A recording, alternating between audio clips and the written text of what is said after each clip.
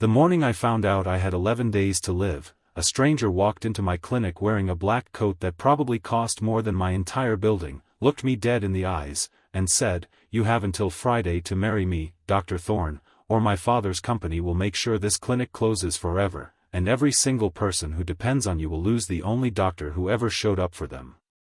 I want you to sit with that for a second, because I certainly couldn't, not that morning, not with my hands still shaking from a diagnosis I hadn't told a single soul about yet. Before I tell you what happened next, I want to ask you something, because I think you already know the answer in your heart.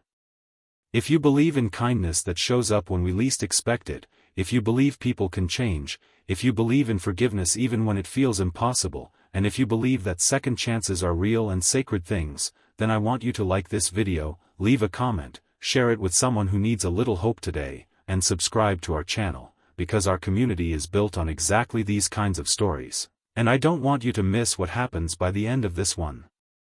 Now let me take you back to the beginning, to a small brick clinic on the edge of a town called Millbrook, where none of this seemed possible until it was undeniable. My name is Dr. Gabriel Thorne, though most of my patients just call me Doc, and for 11 years I had run a modest family clinic in a part of town that the bigger hospitals had quietly given up on. We didn't have marble floors or valet parking. We had a waiting room with mismatched chairs, a coffee machine that groaned like an old man every time someone used it, and walls covered in children's drawings that grateful parents had brought in over the years. I had built that clinic with my own hands, quite literally, after my father passed away and left me the building along with a mountain of debt and a dream he never got to finish. He used to say that medicine wasn't about being the smartest person in the room, it was about being the person who stayed. I had tried to live by that every single day since. The morning everything changed started like any other. I remember the light coming through the blinds in thin gold stripes, and I remember Bridget Callahan, my head nurse and closest friend in the world, handing me a cup of coffee before I'd even taken off my coat, telling me that Mrs. Delacroix was in room 2 with her grandson's fever, and that a woman had called twice already asking when I would be available, refusing to give a reason. Bridget had that look on her face, the one she got when something felt off, like a storm cloud sitting just beyond the hills. I told her not to worry, that we'd figure it out, the way I always did, because worrying had never once helped either of us pay the electric bill. What I hadn't told Bridget, what I hadn't told anyone, was that 3 days earlier I had sat in a colleague's office at the regional hospital and listened to him explain, in the gentlest voice he could manage, that the fatigue I'd been dismissing as overwork was actually something far more serious, a degenerative condition affecting my heart that had likely been quietly building for years. He used words like management and quality of life, instead of the word I kept hearing underneath everything else, which was limited. I had nodded, thanked him, and driven home in silence, watching the fields roll by like nothing in the world had shifted, when in fact everything had. I hadn't cried. I hadn't called anyone. I had simply gone back to work the next morning because that was the only thing I knew how to do with grief, bury it under purpose. So when the bell above my clinic door rang that afternoon and a young woman walked in wearing clothes that didn't belong anywhere near Millbrook, I was already carrying a weight most people couldn't see, and I had no idea I was about to be handed another one entirely. Her name, would soon learn, was Vivian Ashworth, daughter of Reginald Ashworth, a man whose name was printed on hospitals, universities, and half the skyline of the city 2 hours north of us. She stood in my waiting room like she wasn't sure the floor could hold her weight, clutching a leather folder to her chest, her eyes red-rimmed in a way that no amount of expensive makeup could fully hide. She asked to speak with me privately, and something in her voice, some crack beneath the polish, made me wave off my next 2 patients and lead her into my small office at the back of the clinic. She sat across from me, set the folder on my desk, and for a long moment said nothing at all. I remember the silence pressing against the walls, thick and strange. Then she looked up and said the words that would rearrange the rest of my life, the same words I told you at the very beginning, that I had until Friday to marry her, or my clinic, and everyone who depended on it, would be destroyed. I laughed, not because it was funny, but because it was the only response my body knew how to produce to something so absurd. I told her I didn't know what kind of joke this was, but I had patience waiting and no time for it. She didn't laugh back. Instead, she opened the folder and slid it across the desk, and inside were documents, real documents, showing that her father's holding company had quietly purchased the small regional bank that held the mortgage on my clinic building, along with 3 other outstanding loans I had taken out over the years to keep the doors open during leaner seasons. She explained, in a voice that trembled despite her obvious effort to keep it steady, that her father was planning to call in every one of those loans by the end of the week, effectively bankrupting me and shutting down the clinic, unless she was married by Friday to someone of her own choosing. I asked her, understandably, why on earth that had anything to do with me. She told me that her father, ill himself and desperate to see her settled before what he believed might be his final years, had arranged a marriage for her to a business associate's son, a man named Whitfield Jr., though everyone just called him Carlton, a man Vivian described with a kind of quiet horror I recognized immediately, because I had seen that same fear in patients describing people who hurt them in ways the law couldn't always reach. She said her father had given her one final ultimatum, that if she did not marry Carlton by Friday, or find another suitable match before then, he would consider the matter settled and the wedding would proceed regardless of her wishes, using his considerable legal and financial power to make it happen. She said she had spent the last several weeks trying to find any alternative, any way out, and that somewhere in her father's business dealings, she had come across records of my clinic and, more specifically, records of my father, who decades ago had apparently treated her mother during a difficult pregnancy when no one else in the region would take the case, free of charge, because her family had been going through hard times before the wealth came. She said she remembered her mother telling her that story as a little girl, about the kind doctor in Millbrook who saved her life and asked for nothing in return. When Vivian found herself searching desperately for any way to delay or escape the arranged marriage, she had remembered that story, and reasoned that if she could marry someone entirely outside her father's world, someone with integrity, someone who could never be bought or controlled, it might buy her the time and leverage she needed to eventually break free of her father's grip entirely, filing for an annulment once she had legally secured her independent inheritance, which under her family trust would transfer to her outright once she was married, regardless of her father's wishes. I sat there, stunned, trying to process the sheer magnitude of what she was asking. She wasn't asking me to fall in love with her. She was asking me to become a shield, a temporary husband, a legal technicality that would save her from a man she feared and, in exchange, she would use part of her newly accessible inheritance to pay off every loan attached to my clinic, guaranteeing its survival for good. I told her it was impossible, that I barely knew her, that marriage wasn't something you did as a business transaction, and that I had built my entire life around honesty with my patients, and I wasn't about to build the most important relationship of my life on a lie. She nodded slowly, gathered her folder, and told me she understood, that she would find another way, though the defeat in her voice was heavier than anything I'd heard in a long time. She stood to leave, and I watched her walk toward the door of my clinic, past Mrs. Delacroix's grandson, past the drawings on my walls, and something in me, some old instinct my father had passed down, told me this wasn't over, even though I had no idea yet how right that instinct would prove to be. That night I didn't sleep. I sat in my kitchen with a cup of tea gone cold, thinking about my diagnosis, about the clinic, about my father's voice telling me that medicine was about being the person who stayed. I thought about all the people who walked through my doors every single day, people with no insurance, people the system had forgotten, people like Mrs. Delacroix who had nowhere else to go. I thought about what would happen to them if the clinic closed, and I thought, too, about Vivian's face when she talked about Carlton, the particular kind of fear that isn't dramatic or loud but sits quiet and constant, like a hand always resting near your throat. I recognized that fear. I had seen it in patients before, women who came in with injuries they explained away too quickly, too smoothly, their eyes darting toward the door the entire time. I thought about the fact that my own time might be shorter than I'd been willing to admit, and that maybe, just maybe, the last meaningful thing I could do with whatever time I had left was to help someone else find their way to safety, even if the price was complicating my own already complicated life. The next morning, I called the number on the card she had left. She picked up on the first ring, as though she'd been sitting with the phone in her hand all night, which I later learned was exactly what she had been doing. I told her I had one condition before I would even consider it. I told her I needed to know the whole truth, everything, not just the parts that were convenient, and that whatever we did, we would do honestly with each other even if we were being dishonest with the rest of the world. She agreed immediately, and something in her voice, some small unclenching, told me I had made the right decision, even if I still had no idea how complicated the road ahead would become. Over the next 2 days, Vivian came to the clinic during my lunch breaks, and slowly, in fragments, she told me more of her story.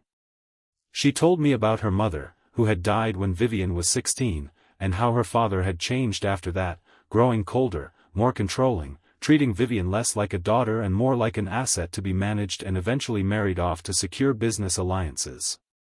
She told me about her older brother, Weston, who had tried to stand up to their father years ago and had been quietly cut out of the family business and the will as punishment, now living a modest life overseas that Vivian quietly admired and secretly envied. She told me about Carlton, about the way he had cornered her at a charity gala 2 months earlier, about the bruise she had hidden under long sleeves for a week afterward, about how she had gone to her father, expecting protection, and instead had been told that men like Carlton simply had strong personalities, and that she needed to learn to manage him better if she wanted the marriage to work smoothly. Hearing that, something hardened in my chest, some old protective instinct I hadn't fully felt since my father died, and by the time she finished talking, I no longer saw this as a strange business transaction. I saw it as exactly what it was, a woman trying to save her own life using the only tool she had left, and I realized I could either stand on the sidelines protecting my own comfort, or I could actually live out everything my father taught me about showing up for people when it mattered most. Bridget, when I finally told her the truth, sat in stunned silence for a long moment before shaking her head and telling me I had officially lost my mind, though the way her eyes softened told me she understood exactly why I was considering it. She had known my father. She remembered the stories about Vivian's mother. She asked me one simple question, the same question I had been asking myself all night: if it were her, if she were the one trapped and afraid with nowhere else to turn, would I turn her away simply because helping her was inconvenient or strange? I told her no, and she nodded slowly and said, "Then I guess we're planning a wedding by Friday." The days that followed felt like living inside someone else's storm. Vivian's father, informed by his daughter that she intended to marry a country doctor, rather than Carlton, arrived at the clinic himself on Wednesday afternoon, and I will never forget the way the entire waiting room went silent when Reginald Ashworth walked through my door in a suit that probably cost more than my annual clinic revenue. He was not a cartoonishly evil man, and I want to be honest about that, because real people are rarely so simple. He was a frightened, controlling man who had lost his wife and buried his grief under an obsession with securing his empire, mistaking control for love because it was the only language he had left. He looked at me with open contempt and told me, quite plainly, that I had no idea what I was involving myself in, that men far more powerful than me had tried and failed to outmaneuver him, and that if I truly cared about my patients, I would walk away quietly and let his daughter fulfill her obligations to the family. I told him, as calmly as I could manage despite my racing heart, that I wasn't trying to outmaneuver anyone, that I had built my entire career on believing every person deserved safety and dignity, and that if his daughter felt safer married to me than to Carlton, then respectfully, that alone told him everything he needed to know about the choice he was forcing upon her. For a moment, something flickered behind his eyes, something that looked almost like the ghost of the man he might have been before grief hollowed him out, but then it vanished, replaced by cold resolve, and he told me the loans on my clinic would be called in regardless, that he intended to ruin me either way as a lesson to his daughter about the consequences of defiance, and that if I wanted to marry Vivian out of some misplaced sense of heroism, I should understand I would be marrying into a war, not a fairy tale. I won't pretend that conversation didn't shake me. I sat alone in my office after he left, staring at the framed photo of my father on the wall, and I thought seriously, for the first time, about backing out. I thought about my diagnosis, about how little time and energy I might actually have to fight a war against a man with unlimited resources. But then Mrs. Delacroix knocked on my door to thank me again for staying late the week before to treat her grandson's fever when no other clinic in town would see them without insurance, and I looked at her weathered, grateful face, and I thought about all the Mrs. Delacroix who depended on this clinic, and I thought about Vivian's bruised arm hidden under long sleeves, and I understood, with a clarity that settled something deep in my chest, that some fights are worth entering even when you're not sure you'll win them, because the alternative, standing by and doing nothing, was a defeat I couldn't live with regardless of the outcome. We were married on Friday morning in the small garden behind my clinic, under the crabapple tree my father had planted decades earlier, its white blossoms scattering slightly in the breeze. It was not the wedding either of us had imagined for ourselves as children. Bridget stood as witness, her eyes wet with tears she kept trying to blink away.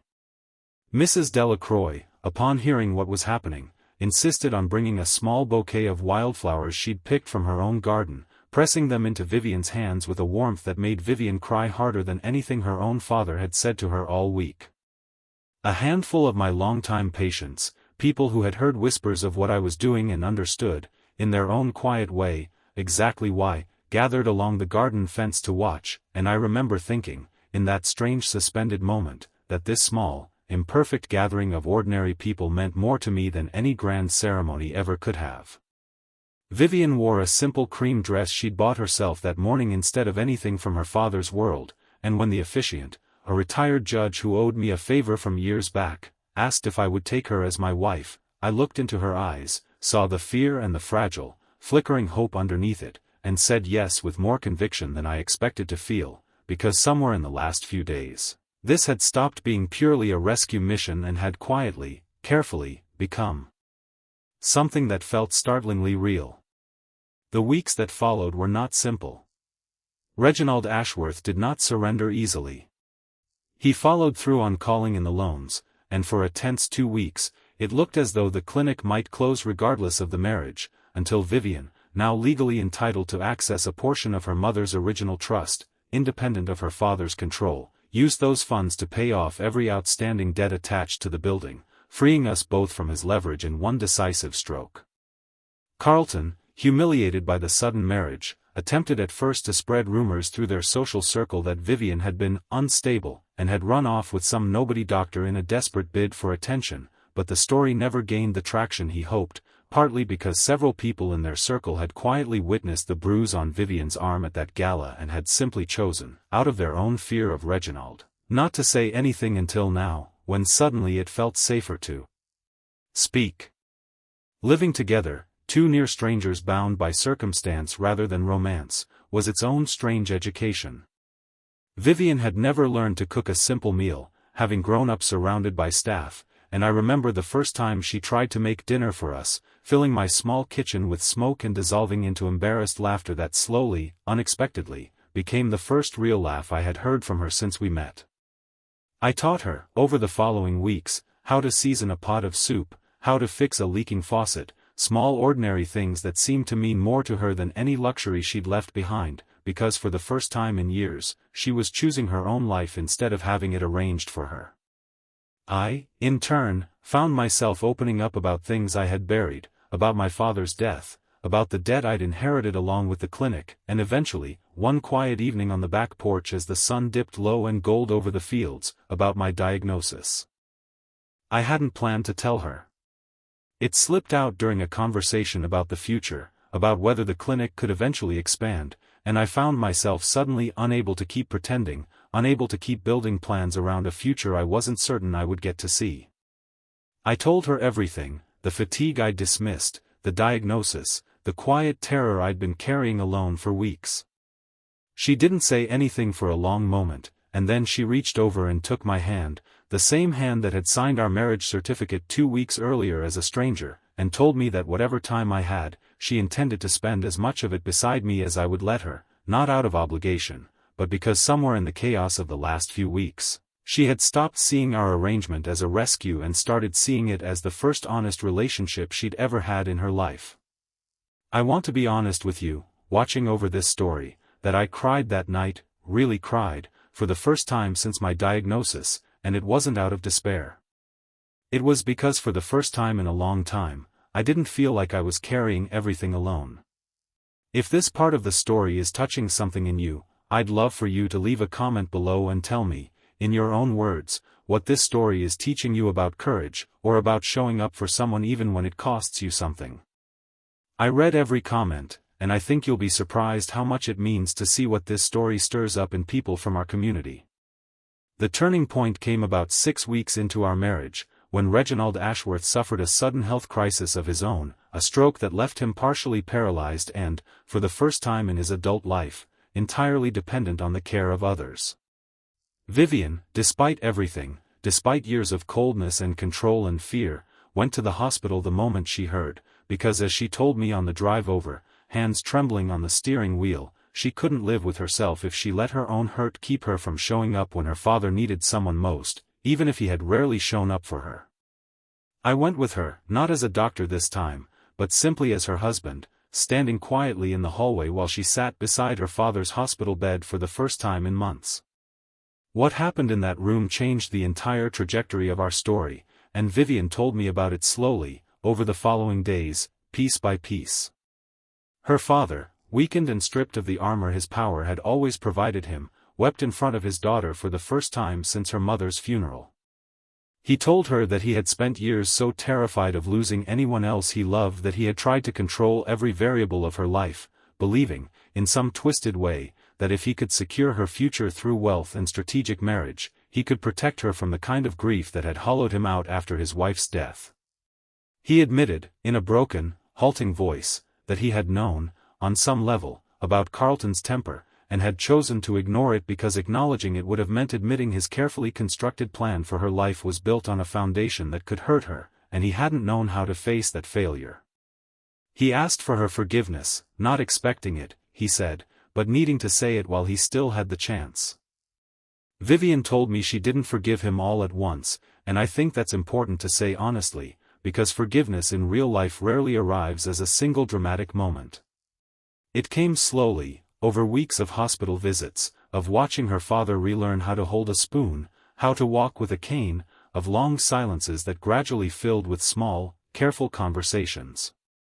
She told me that watching him become vulnerable, watching him need help the way he had once looked down on people who needed help, cracked something open in both of them, and slowly, she began to see not the controlling tycoon who had frightened her for years, but a grieving, frightened man who had never learned a healthier way to love.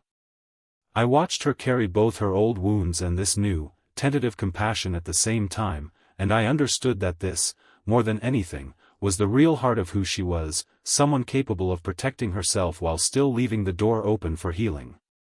As for Carlton, the truth eventually surfaced in a way none of us expected.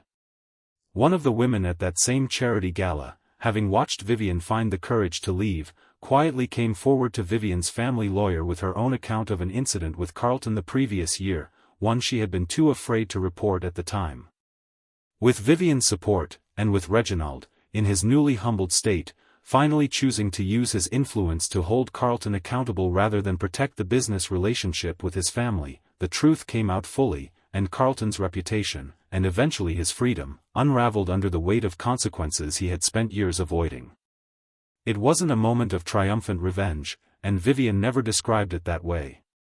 She described it, simply, as relief, the particular relief of watching a system that had failed her finally, imperfectly, begin to work. Meanwhile, my own health continued its quiet, uneven decline, though I want to tell you honestly that living with Vivian, watching her fight her own battles with such raw courage, gave me a strange, unexpected energy I hadn't expected to find. I started treatment with a specialist Vivian insisted on connecting me with, using resources I never would have had access to on my own, and while the specialist couldn't promise a cure, she did offer something I hadn't allowed myself to hope for, a real chance at more time, more good years, if I was willing to make significant changes and stay consistent with treatment. I remember sitting in that office with Vivian's hand in mine, and thinking about how strange life was, that a marriage born out of desperation and financial threat had somehow become the thing keeping me tethered to hope. The clinic, too, began to change during this season. With the loans paid off and the immediate crisis behind us, Vivian, who had spent her whole life surrounded by business and finance despite never being allowed to use those skills meaningfully, threw herself into helping me restructure the clinic's operations, applying for grants I never knew existed, setting up a proper system for patients who couldn't afford care, even convincing several of her father's old medical industry contacts, now humbled themselves by his changed demeanor, to donate equipment and expertise. Bridget, who had been skeptical of Vivian from the very beginning, told me one afternoon while restocking supplies that she'd never seen anyone learn to genuinely care about a community so quickly, and that whatever had started this marriage, whatever strange, desperate circumstances had brought us together, she now believed something real had grown in its place, something neither of us could have manufactured even if we tried. There was a particular afternoon, about 4 months into our marriage, that I think captures everything this story became. Mrs. Delacroix's grandson, the same boy who had been sick with fever on the day Vivian first walked into my clinic, came in for a routine checkup, healthy and laughing, chasing Bridget's old clinic cat around the waiting room. Vivian, who by then had taken to spending her afternoons at the clinic helping with paperwork and occasionally, awkwardly but earnestly, learning basic first aid so she could assist during busy days, knelt down to tie the boy's shoelace, laughing at something he said, her cream-colored dress traded long ago for practical slacks and a cardigan that had once belonged to my mother. I stood in the doorway of my office watching her, this woman who had walked in demanding a marriage by Friday to save herself from a nightmare, now fully woven into the fabric of this small, unglamorous, deeply meaningful life I had built, and I felt something settle in my chest that I can only describe as certainty. Whatever time I had left, however much or little it turned out to be, I knew without question that I wanted to spend it exactly here, exactly like this. I should tell you, because I promised you honesty in this story, that things were not perfect after that. Real love, the kind that grows out of hardship rather than fairy tale beginnings, rarely is. There were hard days, days when old fears crept back in for Vivian, moments when she would flinch at a raised voice or grow quiet and distant after difficult calls with her father, remnants of years spent learning to make herself smaller to survive.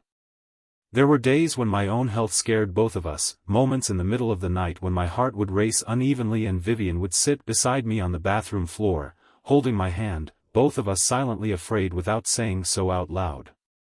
But we learned, slowly, how to hold those hard days together instead of separately, how to be honest about fear instead of hiding it, how to let each other in during the moments that mattered most. My father used to say that medicine was about being the person who stayed, and somewhere along the way, I realized Vivian had taught me that love, real love, was built on that exact same principle. About a year after that strange, desperate Friday when a stranger walked into my clinic and gave me an ultimatum that upended my entire life, Reginald Ashworth, now walking with a cane but otherwise remarkably recovered, asked to speak with me privately. I remember bracing myself, old instincts from our first meeting kicking in, expecting some final confrontation or condition. Instead, he handed me a folder, much like the one Vivian had handed me that very first day, and inside were documents transferring a significant grant, quietly and without public announcement, to fund a permanent expansion of the clinic, along with a handwritten note that simply read, for a doctor who reminded an old man what showing up actually means. Thank you for staying when you didn't have to. I sat with that note for a long time after he left, thinking about how strange and unexpected redemption can look, how it rarely arrives the way we imagine, in grand apologies or dramatic reconciliations, but instead in quiet, practical acts that speak louder than words ever could. If you've made it this far with me, I want to ask you gently to think about a moment in your own life when staying, when showing up for someone even when it was hard or inconvenient or frightening, changed everything. I'd love for you to share that in the comments below, because I think stories like these matter most when we let them connect us to our own lives, and I read every single comment our community leaves, because your stories matter just as much as this one. 2 years have passed now since that Friday. The clinic has grown, with a small second building added onto the original, funded partly by that quiet grant and partly by grateful patients who never forgot the family that stayed with them through hard times. Mrs. Delacroix still stops by every few weeks, though these days it's usually just to bring vegetables from her garden and sit with Vivian on the porch, the two of them having become an unlikely pair of close friends. Bridget still runs the front desk with the same brisk warmth she always has, though now she has a whole team of nurses beneath her, trained partly through a scholarship program Vivian established using a portion of her inheritance, specifically designed to help young people from Millbrook study medicine and return home to serve their own community instead of being pulled away by bigger cities and bigger paychecks. My health, against the odds the first specialist gently warned me about, has stabilized more than I ever expected, though I won't pretend the condition disappeared entirely, because that wouldn't be honest, and I promised you honesty from the beginning of this story. I live with it, manage it, and I've come to understand that perhaps the greatest gift that terrifying diagnosis gave me was an unwillingness to waste whatever time I had left on anything less than a life fully, deliberately lived. Vivian and Reginald's relationship remains a work in progress, tender in some places and still healing in others, but real in a way it never was before his stroke forced them both to confront the truth of who they had become to each other. He visits the clinic occasionally now, sitting quietly in the waiting room, sometimes even helping Bridget file paperwork, a strange and humbling sight for a man who once tried to buy and destroy everything I had built in a single week. As for Carlton, he faced real consequences for what he had done, consequences that Vivian, once so afraid of his name, no longer allows to occupy space in her thoughts, choosing instead to focus her energy on the life she built for herself rather than the one she escaped. Vivian and I renewed our vows last spring, under that same crabapple tree, its blossoms scattering in the same gentle breeze as before, except this time, there was no folder of legal documents, no ultimatum, no fear pressing against either of our chests. This time, it was simply two people who had built something real out of the wreckage of a desperate arrangement, choosing each other again, fully, freely, and with open eyes. Mrs. Delacroix cried through the entire ceremony. Bridget gave a toast that made the whole gathering laugh and cry in equal measure. Reginald, leaning on his cane, walked Vivian partway down the makeshift aisle in the garden, a small gesture that meant more than any grand estate wedding ever could have, and when he placed her hand in mine, he looked at me with something I never expected to see in his eyes that very first day he stormed into my clinic, something that looked remarkably like gratitude. If this story touched your heart even a little, I want to ask you, sincerely, to like this video, to leave a comment about what stayed with you most, to share it with someone in your life who might need a reminder today that hope is still possible, that people can change, that broken things can be made whole again, and to subscribe to our channel so you don't miss the next story. Because our family here believes deeply in stories exactly like this one, stories about second chances, about the quiet, ordinary courage of simply showing up for one another when it matters most. I think often about that first morning, about the shock of a stranger's ultimatum, about how easily I could have said no, could have let fear and logic close the door before anything good had the chance to grow. I think about my father, gone now for over a decade, and how proud I believe he would be, not because I saved a clinic or survived a diagnosis, but because somewhere in the middle of all that chaos, I learned to live out the one lesson he tried hardest to teach me, that the truest measure of a life well lived isn't found in comfort or certainty, but in the willingness to stay, to show up, to open your hands to someone else's pain even when your own hands are already full. Vivian likes to say that Friday didn't just save her life, it gave both of us a second one, and I believe, with everything in me, that she's right. Some doors open not because we're ready, but because on the other side of our fear waits a life we never could have imagined for ourselves, if only we're brave enough to walk through.